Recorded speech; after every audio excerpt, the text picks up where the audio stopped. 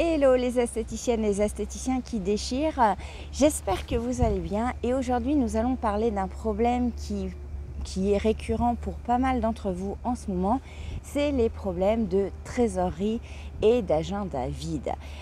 Pourquoi? Parce que beaucoup de mes stagiaires, puisque je suis en lien avec toutes mes stagiaires depuis 4 ans, me font part de certaines difficultés qu'elles ont en ce moment, que la clientèle se fait rare, que c'est la crise, qu'il y a la guerre en Ukraine, qu'il y a le Covid, qu'il y a les interdictions, enfin pas les esthéticiennes, justement des praticiennes qui ne sont pas diplômées, qui leur volent leur travail. Bon, la liste est longue, je pourrais continuer pendant 2 heures à vous citer toutes les raisons que certaines d'entre vous et certains d'entre vous me font remonter. Mais c'est pas ça l'important. L'important, c'est de constater, oui, à l'heure actuelle, vous avez un problème. Et j'en discutais avec une esthéticienne qui est passée nous voir, nous dire bonjour parce qu'elle est proche du stage où quand je fais la neuro. Elle est venue nous trinquer avec nous et elle nous a exposé qu'elle avait des difficultés, que son banquier, était pas conciliant, etc. Alors j'ai envie dans cette vidéo de vous partager quelques pistes de solutions parce que je sais qu'en ce moment c'est très dur pour certains et certaines d'entre vous et c'est important aussi de voir ce que vous allez mettre en pratique parce que souvent je vous publie des vidéos qui d'ailleurs si vous aimez likez et abonnez-vous à la chaîne. Si dans mes vidéos je vous donne des tips, je vous donne des mises en pratique, des passages à l'action, bien souvent vous dites oui je le sais Florence, oui mais vous ne passez pas à l'action. Or savoir ce n'est pas pouvoir faire les choses. Savoir c'est, et j'aime à citer David Lefrançois qui est un de mes mentors, qui disait si j'avais mis en pratique le quart de la moitié des livres de développement personnel que j'ai mis, je serais plus sage que le Dalai Lama. C'est exactement ça, c'est-à-dire que vous savez des choses, on vous partage des choses, que ce soit moi, d'autres formatrices et des gens qui vous soutiennent et vous ne les mettez pas en action. Donc là, je vais vous partager des petites choses à mettre en action pour sortir en fait de ce problème de trésorerie. Alors, on est bien d'accord qu'il ne va pas se changer au lendemain. Demain, vous n'aurez pas, je vous le souhaite, vendre des accompagnements ou des cures pour flouer votre compte en banque, mais il va falloir partir du principe que peut-être que vous n'aurez pas la cliente qui va vous prendre une cure à 3 000 €. Et donc, qu'est-ce que vous allez pouvoir mettre en place? La première chose, c'est déjà d'arrêter de faire l'autruche. Souvent, quand on a des problèmes de trésorerie, on répond plus au banquier, on se dit « Oh là là, la régule d'URSSAF va arriver, oh la TVA, mon Dieu ». Il faut prendre les devants. Quand on est un entrepreneur, oui, ça nous arrive d'être dans le rouge. Oui, moi, je l'étais souvent parce que je vous partage souvent que je n'étais pas très forte gestionnaire au démarrage parce que dès que j'avais un peu d'argent, j'investissais dans de nouvelles choses, de nouvelles formations, des nouveaux appareils et c'était mon plaisir. Mais du coup, ça me faisait des petites sueurs froides le mois, 3 mois après où mon compte descendait à -4, -5 000 et c'est ok, c'est un jeu. C'est un jeu, c'est-à-dire que le jeu, il faut que vous le maîtrisiez. Donc, la première chose, c'est arrêter de faire l'autruche. Pourquoi? Parce que si vous contactez votre banquier en disant « Ah, attention, là, le mois prochain, ça risque d'être difficile, il va y avoir des traites. Là, à l'heure actuelle, on a un agenda qui est en baisse, j'ai moins de clientes. Je vous préviens que là, ça va peut-être être difficile. Je mets tout en place. » Et donc, vous allez lui parler des actions dont on va parler tout de suite après. Elle risque d'être longue, cette vidéo, je préviens tout de suite. Donc, vous lui prévenez, vous lui dites, voilà, je suis actif, je ne suis pas passif, oh mon Dieu, je n'ai pas de cliente, vite, je me cache. Non, vous anticipez, vous lui faites un mail, vous lui dites, il va falloir peut-être vous mettiez en place une facilité de paiement pour le mois prochain parce que, voilà, mais je vais faire telle et telle action, ça va pour justement sortir, il va voir que vous vous démenez. Par exemple, pour vos fournisseurs aussi, c'est-à-dire que si vous savez que les prochaines dates vont être difficiles, qu'est-ce qui vous empêche de faire un mail en demandant exceptionnellement un report de paiement. En tout cas, vous les prévenez. Donc, si la traite est refusée par le banquier, il ne pourra pas dire « Ah ben, elle n'a pas payé ». Alors oui, le résultat est le même. La traite est refusée, ils ne seront pas payés. Mais le fait de prévenir et de dire « Est-ce que vous avez une solution à me proposer ?» Parce que je suis de bonne volonté, mais là, ce mois-ci, je suis pris à la gorge. Donc, ne faites pas l'autruche et prenez les devants, contactez vos débiteurs. Oui, c'est ça, vos débiteurs. Et du coup, ça, c'est la première chose à faire. La deuxième chose, c'est quelles actions on va mettre en place. Donc, l'idée, c'est pas de dire « Ah, il me faut une cliente pour vendre une cure à 3 000 €, ça va couvrir mon découvert, etc. » Alors, peut-être que vous l'avez dans votre clientèle. Et je ne dis pas que tout le monde est en crise. Là, j'ai vraiment un grand écart au niveau de mes stagiaires. Il y en a où l'agenda est très très vide, mais il y en a d'autres qui régulièrement, tous les 2-3 jours, sur le groupe de la team Physiobel et de MP, publie « J'ai vendu une cure à 3 000, j'ai vendu une cure à 2008, j'ai vendu… » Il y a même une stagiaire exceptionnelle qui a vendu un accompagnement minceur, parce que là on peut parler de cure, à 7 500 € ce mois-ci. Donc vous voyez bien que en fait, la crise et son planning est plein sur 3 mois. Et j'ai plein de stagiaires où le planning est plein sur 3 mois. Donc, c'est aussi une question de mindset, mais on reviendra là-dessus. Donc, quelles sont les actions que je vais mettre en place? Parce que la situation d'aujourd'hui, elle a été créée par les actions que vous avez faites ou ne pas faites dans le passé. Très honnêtement, même quand il y a une baisse d'activité, même quand il y a une crise soi-disant, il y a des instituts qui tournent bien. Donc si votre consoeur, elle tourne, pourquoi vous ne tournez pas? Donc il va falloir se poser les bonnes questions. Elle va un peu piquer cette vidéo, mais c'est vraiment pour vous aider à en sortir, à sortir de ce mindset négatif que je vois chez certaines d'entre vous. Donc, arrêtez de faire l'autruche. Deuxièmement, commencez à faire des actions. Qu'est-ce que je mets? Déjà, la première chose, avant d'aller chercher des nouvelles clientes, recheckez votre fichier clientèle. Ça fait combien de temps que vous n'avez pas recontacté vos clientes? Mais pas tout le monde, c'est-à-dire faire des segments. Ah ben madame machin, Tartampion, elle vient faire un soin visage. Qu'est-ce que je vais pouvoir lui proposer? Ça fait 6 mois qu'elle n'est pas venue. Qu'est-ce que je vais pouvoir lui proposer pour l'appâter? Là, l'idée, c'est de faire des offres personnalisées. Me dites pas que… Alors oui, c'est plus compliqué que faire un mailing à toutes ses clientes pour la même chose. Sauf que là, vous devez toucher une par une. Limite, vous devez aller chercher une par une vos clientes. Vraiment. Pourquoi?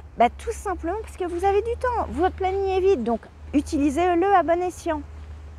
Ensuite, mettez de l'ordre. Mettez de l'ordre. Faites profiter aussi pour faire un questionnaire. Qu'est-ce que attendent vos clientes? Est-ce que vous savez vraiment les besoins de vos clientes?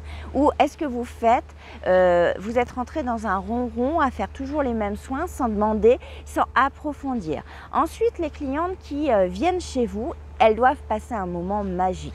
Magique, ça veut dire quoi? Ça veut dire qu'on laisse les problèmes à la maison, à la porte de l'institut, à la porte de votre centre de soins.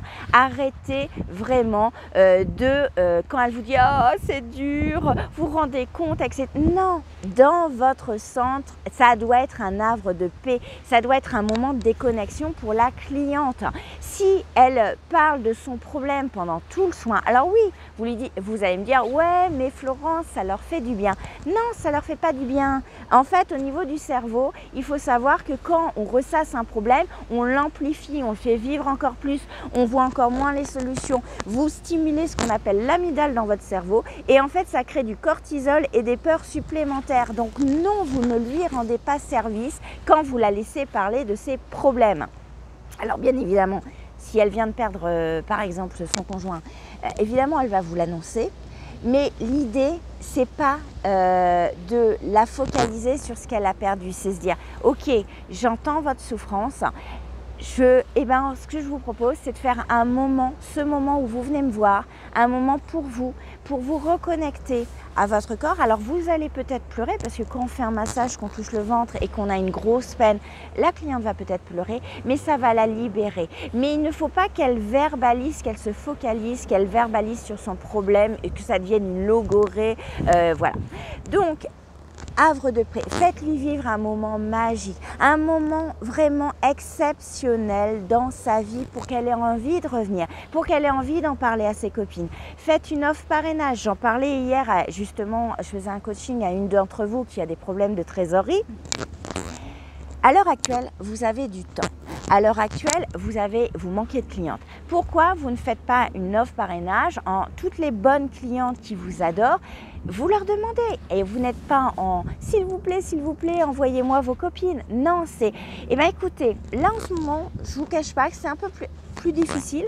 Est-ce que je vais vous mettre, du coup, j'ai envie de mettre une offre de parrainage. Je sais que vous m'aimez bien puisque vous venez me voir, que vous m'appréciez et il n'y a pas de honte à dire qu'une cliente vous apprécie parce que sinon elle ne viendrait pas chez vous. Et du coup, est-ce que j'aurais besoin de votre aide? Est-ce que vous voulez bien parler de moi? Et pour toute amie que vous m'envoyez qui prend un accompagnement visage ou un accompagnement corps, eh ben, je vous offre la prestation de votre choix. Oh, Florence, une prestation offerte? Oui, une prestation offerte. Pourquoi? Parce que là, à l'heure actuelle, vous avez besoin que ça revienne. Donc pour recevoir, il faut donner. Voilà, pour bien recevoir, il faut donner, il faut être dans le don, il faut être dans la générosité. Là, toutes les astuces que je vous partage dans cette vidéo, en fait, ce que j'espère, c'est que ça vous aide, que vous arriviez à remonter, que vous changiez votre mindset, que vous sachiez qu'il y a des solutions, que vous n'êtes pas que dans un problème. Le mindset, c'est ça, c'est pas penser le problème, c'est penser solution. Donc voilà, ça c'est une bonne solution. Faites de vos clientes qui viennent là à l'heure actuelle, qui vous adorent, des ambassadrices. Oui, vous avez besoin d'aide à l'heure actuelle, c'est difficile parce que le problème c'est ah oui mais je vais pas lui dire, ça les regarde pas, mais qu'est-ce qu'elles vont penser de moi? Elles vont penser juste que vous êtes humaine et en fait, bien souvent, les gens adorent aider les autres.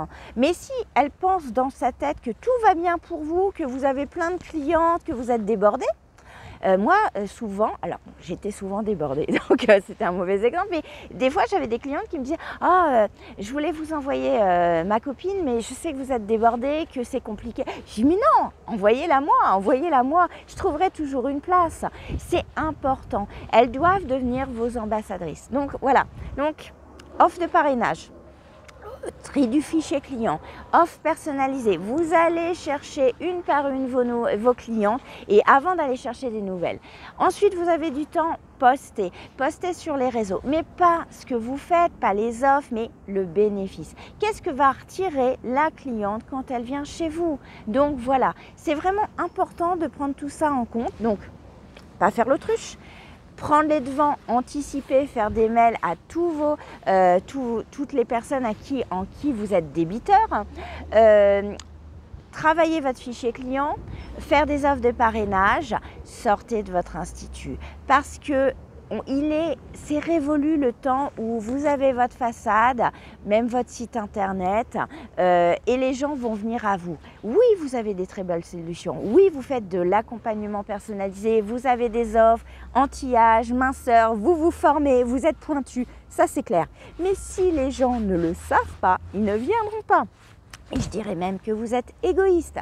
Pourquoi? Parce que quand vous avez une solution, qu'il y a une cliente à côté, une future cliente, puisqu'elle ne vous connaît pas, c'est-à-dire c'est un suspect, c'est une personne qui se balade dans votre ville et qui cherche une solution à son problème de rides, au fait qu'elle est ménopausée, au fait qu'elle se sent mal dans son corps et elle ne vous connaît pas. Parce que vous ne publiez pas. Parce que souvent vous me dites « Ah oui mais Florence, je ne veux pas mettre en avant, moi j'aime pas qu'on me voit. » Ben ouais, mais la cliente, la future cliente, là, cette suspect qui cherche une solution à son problème, qui n'est pas bien dans sa peau, si elle ne vous connaît pas, si elle ne voit pas des posts de vous, si vous ne sortez pas, vous ne vous faites pas connaître des commerçants d'à côté, comment elle sera? Petite anecdote, j'aime bien. Je vous ai dit, elle sera longue, mais c'est pas grave, j'assume.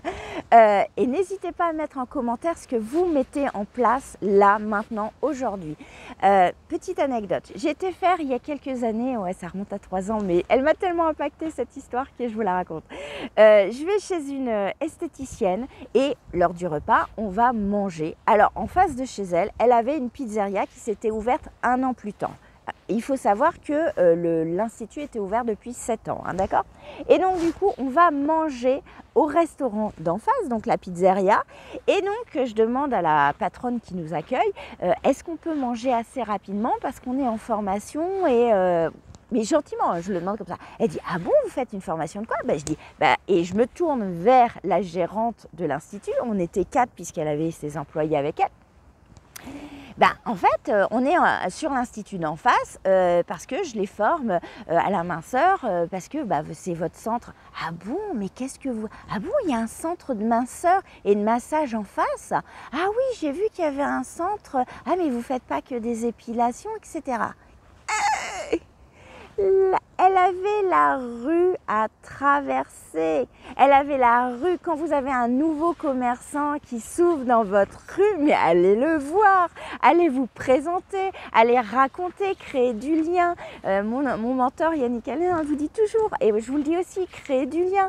Ça, c'est pas possible. Ça ne peut pas exister, ce genre d'histoire. Je ne vous raconte pas le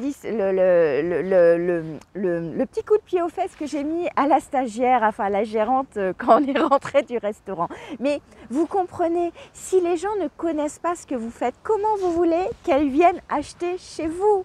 Donc sortez, vous avez du temps, vous avez malheureusement là votre planning est vide, donc commencez à faire des petites actions. Vous voyez, vous semez des graines. Alors peut-être que demain vous ne serez pas rempli, mais par contre je vous assure que si vous faites déjà tout ce que je viens de vous dire dans la vidéo, le mois prochain vous aurez plus de clients. Le mois prochain vous aurez augmenté votre chiffre d'affaires. Le mois prochain vous aurez comblé un petit peu votre trésorerie, voire même comblé votre découverte.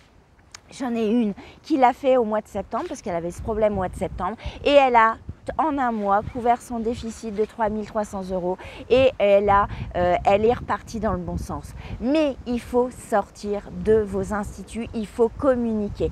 Là, à l'heure actuelle, l'Internet, malheureusement, ça a fait ça. C'est que vous ne pouvez plus rester dans votre magasin en attendant que les gens viennent. Vous devez aller à eux, vous devez communiquer. Et oui, votre rôle de chef d'entreprise, c'est d'anticiper, de prévoir, d'aller chercher les clientes. Et ça passe par les réseaux sociaux, ça passe par une communication journal de la ville, ça passe par aller rencontrer monsieur le maire, ça passe par discuter avec les autres commerçants, ça passe et vous parler de votre passion. Vous êtes passionné, vous aimez votre métier, vous contribuez à un monde meilleur, mais faites-le savoir, bazar. Donc, voilà. C'était une vidéo un peu longue, je m'en excuse, mais j'ai envie que vous me partagiez toutes les actions que vous allez mettre en place dans les prochains jours, même dès aujourd'hui. Petit pas, chaque petit pas. Et toutes les clientes qui viennent chez vous, autre conseil, vous écoutez leurs besoins. Si vous ne les connaissez pas, vous allez creuser, poser des questions. Mettez-vous dans le rôle de neuroesthéticienne, c'est je pose des questions, je veux comprendre ma cliente, je me mets en relation avec elle. Je veux comprendre vraiment son problème, sa problématique. Pourquoi? Pour lui apporter des solutions. Pour trouver, lui expliquer et créer un lien dans sa tête que vous faites partie de la solution, que vous devez devenir incontournable pour elle. Mais pour ça, il faut que vous soyez une ressource pour elle. Et pour être une ressource pour quelqu'un, il faut connaître ses besoins.